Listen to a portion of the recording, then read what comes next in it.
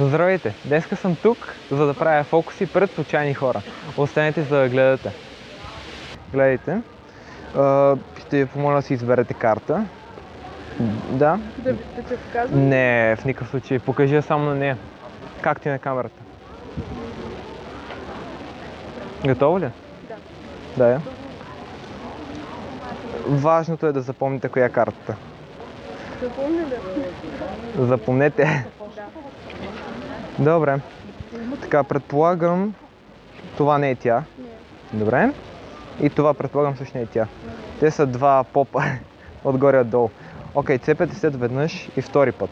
Сега, за да намерим картата, ще направим каша. Гледайте. Ще вземем няколко карти и ще ги обърна така. След това ще взема още няколко карти и по този начин ще създам пълна каша в тестето. Така че някои карти я гледат надолу, други карти я гледат нагоре. Ето, вижте, някои гледат нагоре, някои са гръб срещу гръб, а други са гръб срещу лице. Дай си двете ръце, ти дай чантата на нея.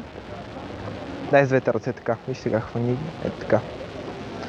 Мисли за твоята карта. Добре.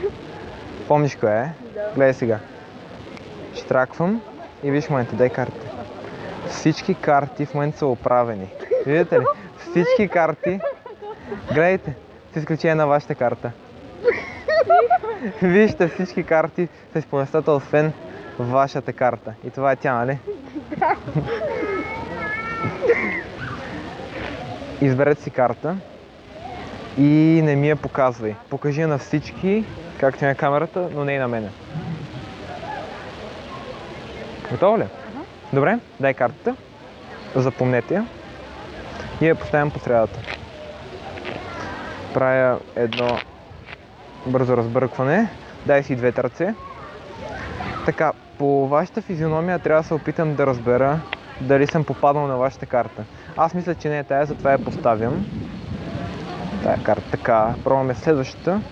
Мисля, че и това не е вашата. Поставяме тук. Вие не се издавайте дори да я видите, нали? Пробвам с третата. И я поставям.